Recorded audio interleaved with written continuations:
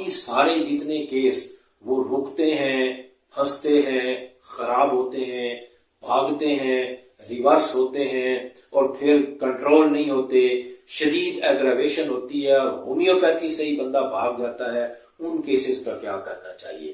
بسم اللہ الرحمن الرحیم۔ السلام علیکم محترم ناظرین، آج کی ویڈیو سے پہلے میں 2 ویڈیوز ہائی پوٹنسی اور سمال ڈوز اور لارج ڈوز کے ڈیفرنس کے حوالے سے ہانیمن کے ریفرنسز کے ساتھ دے چکا ہوں، جن ویڈیوز میں نے یہ پوری طرح واضح کرنے کی کوشش کی ہے کہ ہائی پوٹنسی کا مطلب سمال ڈوز ہرگز نہیں ہے، اور ہائی پوٹنسی کی زیادہ مقدار دینے سے مریض کو ناقابل تلافی نقصان ہو سکتا ہے۔ اور مجھے لو پوٹنسی اور واٹر ڈوز کی ضرورت کیوں پیش آئی اور میں پاکستان کے ہومیوپیتھس کی توجہ اس طرف کیوں مبذول کرانا چاہتا ہوں، آج کی ویڈیو میں اس کی وضاحت کی کوشش کرتے ہیں۔ کچھ لوگ یہ سمجھتے ہیں کہ ہم شاید فضول کتابی باتیں کرتے ہیں، ایسا ہرگز نہیں ہے۔ پریکٹس پر اس کے بہت گہرے اور بہت وسیع اثرات ہیں اور اس کا ایک بہت لمبا چوڑا بیک گراؤنڈ ہے۔ اور میں چھوٹی پوٹنسی اور واٹر ڈوز کی طرف کیوں آیا، اس کی کہانی کچھ اس طرح ہے کہ جب میں 2007-8 میں اپنی کتاب understanding and utilising the homeopathic materia medica لکھ رہا تھا اور میں نے اس کا مسودہ بی جین پبلشرز انڈیا کو بھیجا ہوا تھا، تو ان کے ایڈیٹوریل بورڈ کی طرف سے مجھے ایک سجیشن آئی کہ میں اس کتاب کا کچھ حجم بڑھاؤں، کیونکہ کمرشل پوائنٹ آف ویو سے ان کو کتاب کا کچھ حجم بڑھانے کی ضرورت تھی۔ دوسری طرف میں نے کتاب کا مسودہ نیوزی لینڈ کی ایک معروف ہومیوپیتھ ڈاکٹر کیتھی تھامس کی طرف ریویوز کے لیے بھیجا ہوا تھا۔ ڈاکٹر کیتھی تھامس نے کتاب کا سکرپٹ پڑھنے کے بعد جہاں باقی کی کتاب کو بہت پسند کیا اور اپریشیٹ کیا، اس کے ساتھ انہوں نے مجھے ایک مشورہ دیا کہ جیسے آپ نے اس کتاب میں پوٹنسی کی سلیکشن کے اوپر ایک پورا چیپٹر لکھا ہے، اسی طرح اس کتاب میں ڈوز کے اوپر بھی ایک چیپٹر شامل کریں۔ اب ایک طرف سے پبلشر کہہ رہا تھا کہ کتاب کا حجم بڑھائیں، اور میں جو کتاب میں جو کچھ لکھنا چاہ رہا تھا وہ میں لکھ چکا تھا، تقریباً اس کو مکمل کر چکا تھا۔ جب ڈاکٹر کیتھی تھامس نے مجھے کہا کہ کتاب میں ڈوز کے اوپر ایک چیپٹر شامل کریں، تو اس وقت مجھے سمجھ آئی کہ یہ چیپٹر کتاب میں شامل کر کے ایک پبلشر کی ڈیمانڈ پوری کی جا سکتی ہے۔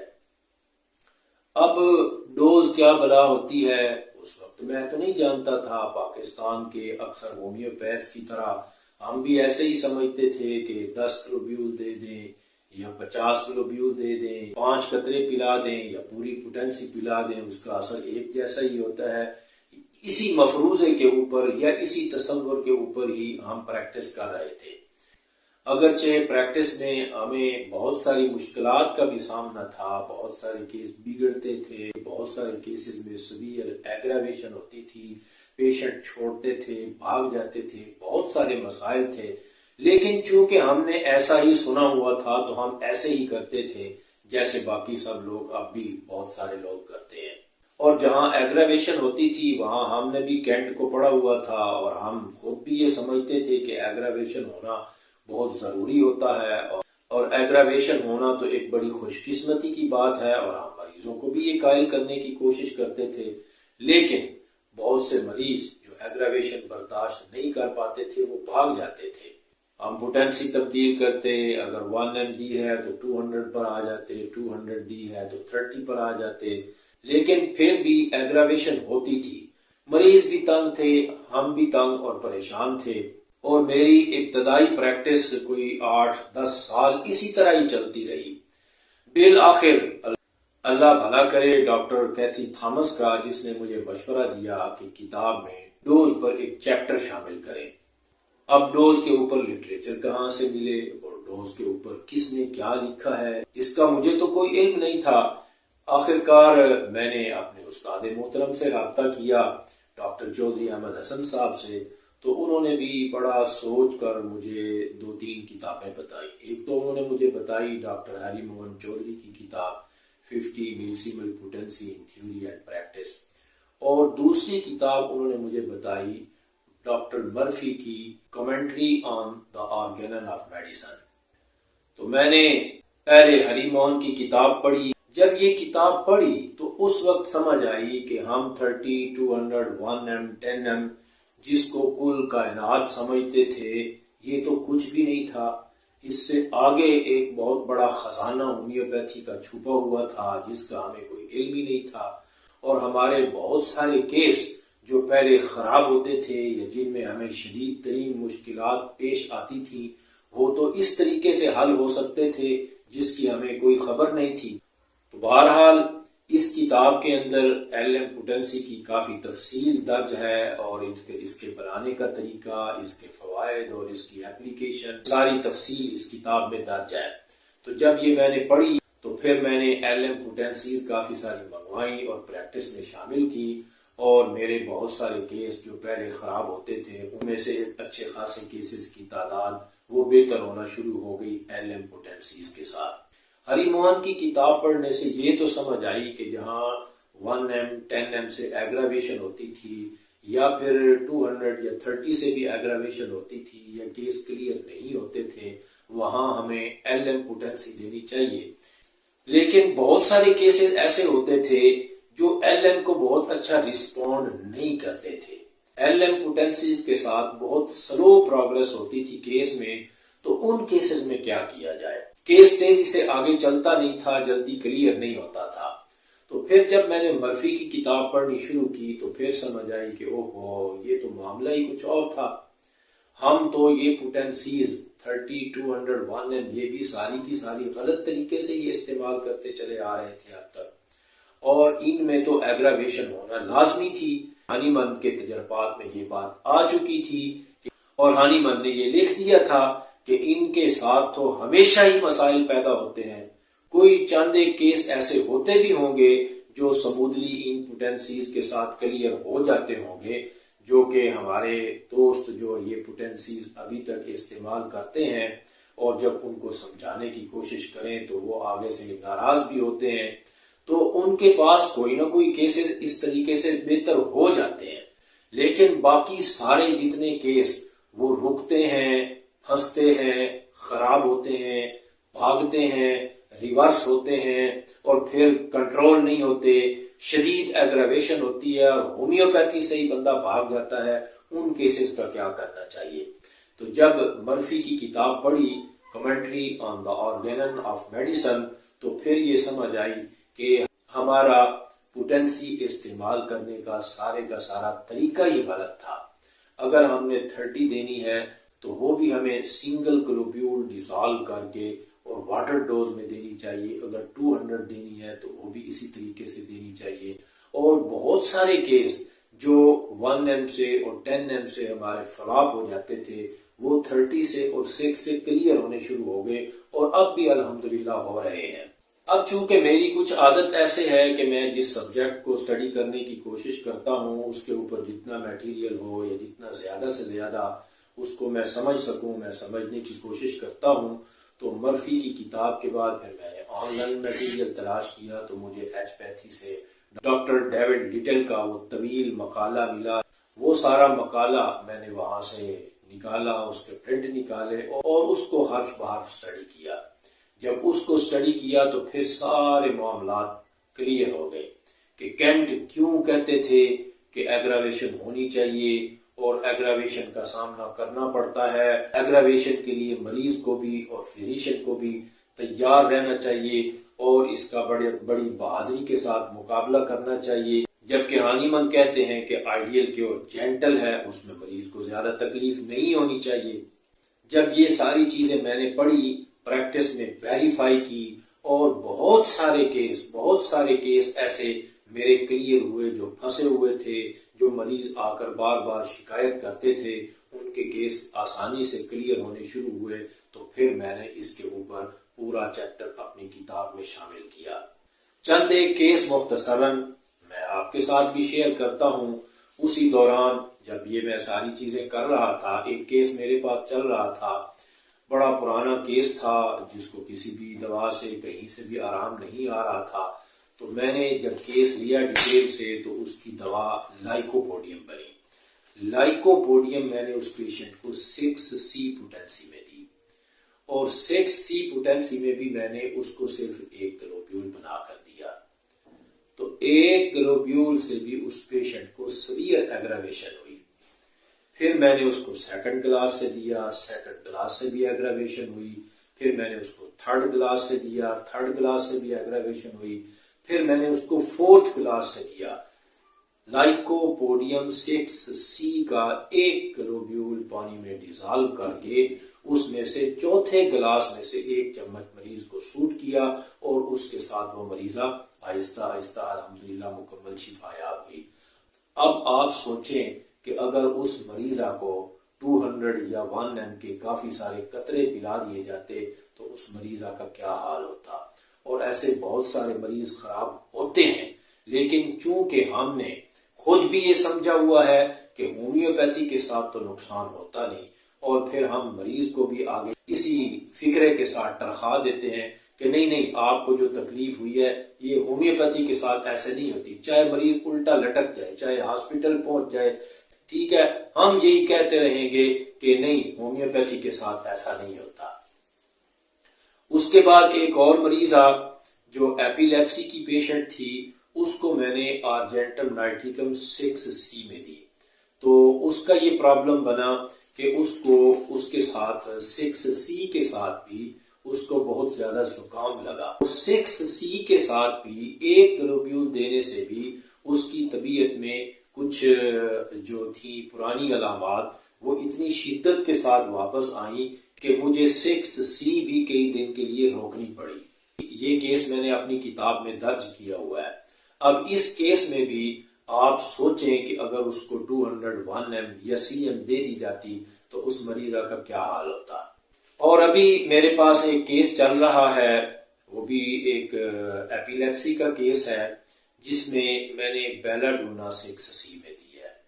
بیلاڈونا 6C ایک گلوبیول 15 چمچ پانی میں ڈیزالو کر کے اس میں سے ایک چمچ صبح شام دیا ہے۔ تو 4 یا غالباً 5 دن میڈیسن لینے کے بعد اس مریض کو بھی سیویئر ایگراویشن ہوئی ہے۔ اس مریض کا سارا جسم اس پر خشکی ہوئی ہے، اس میں شدید قسم کا کھچاؤ پیدا ہوا ہے، اور اس کے اندر سے کچھ خون بھی ناک کے راستے نکلا ہے 6C پوٹینسی سے، اور اس کے بعد اس کی طبیعت میں کافی حد تک کمی آئی ہے، بہتری آئی ہے۔ اب اگر اس مریض کو بھی 1M یا 10M کے کئی قطرے پلا دیے جاتے تو اس مریض کا کیا حشر ہوتا۔ ڈیفینیٹلی وہ ہاسپٹل جاتا اور ساری زندگی وہ بعد میں ہومیوپیتھ کو اور ہومیوپیتھی کو کوستا رہتا۔ اور جو لوگ یہ کہتے ہیں کہ ہم تو 10M اور CM بہت فریکوینٹلی دیتے ہیں اور کبھی ہمارے ساتھ کچھ ایسا مسئلہ پیش نہیں آیا، اس کی 2 وجوہات ہیں۔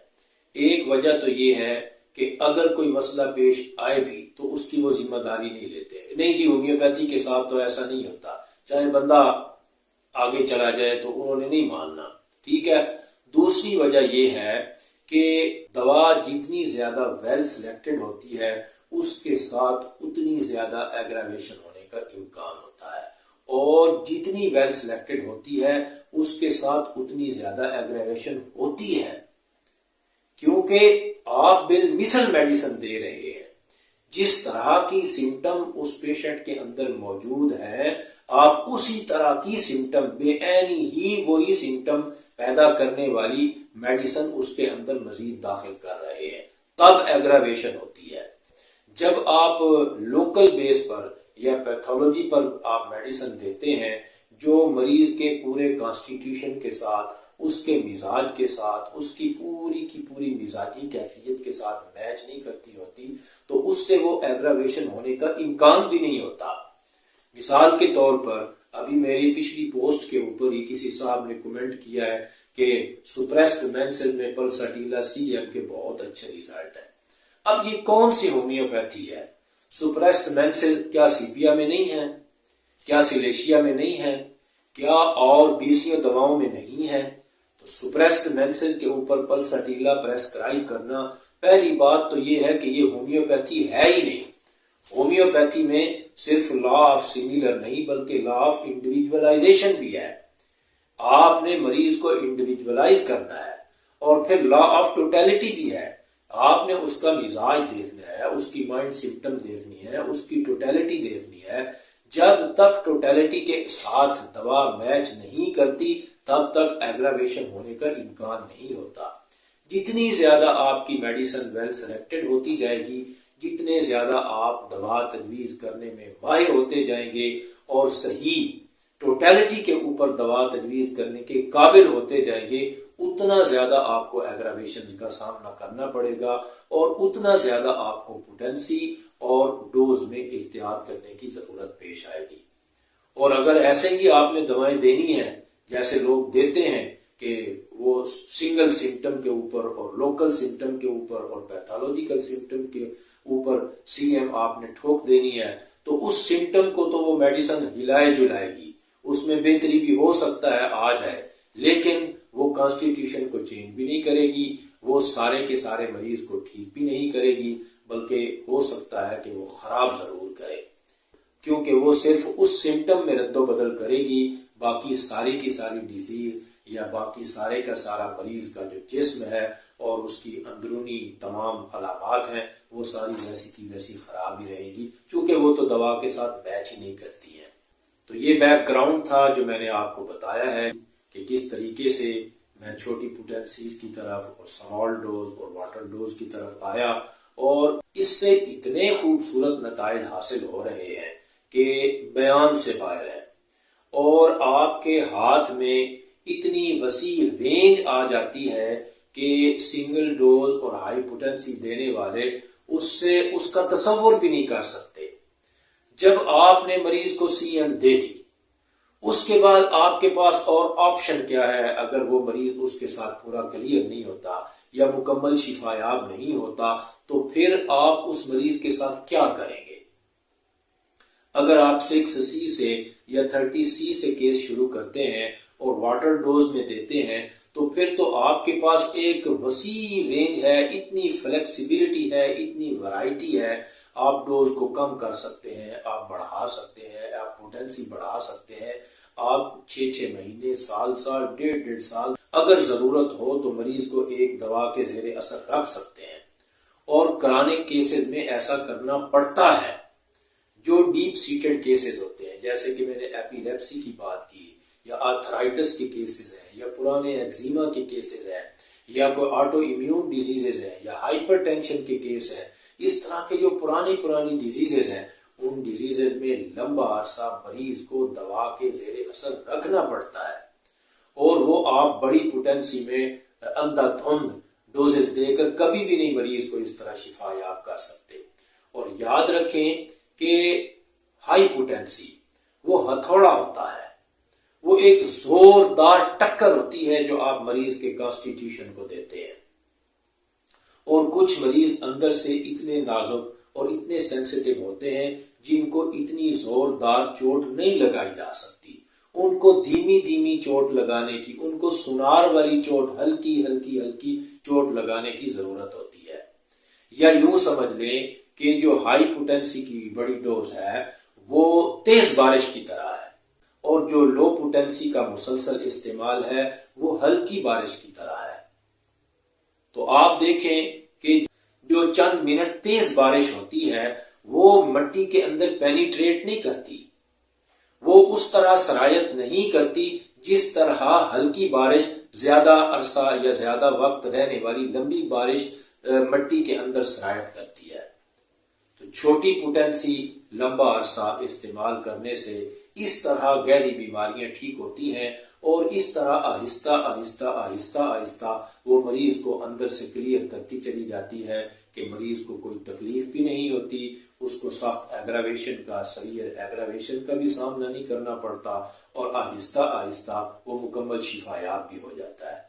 جبکہ ہائی پوٹینسی میں آپ زوردار چوٹ لگاتے ہیں، اگر مریض کی قسمت ہے وہ برداشت کر گیا تو ٹھیک ہے، اور اگر مریض برداشت نہ کر سکا تو وہ کیس خلاف ہے، ڈیفینیٹلی وہ کیس فیل ہے، یا مریض بھاگ جائے گا یا اتنا خراب ہو جائے گا کہ اس کے بعد کبھی شفا یاب نہیں ہو سکے گا۔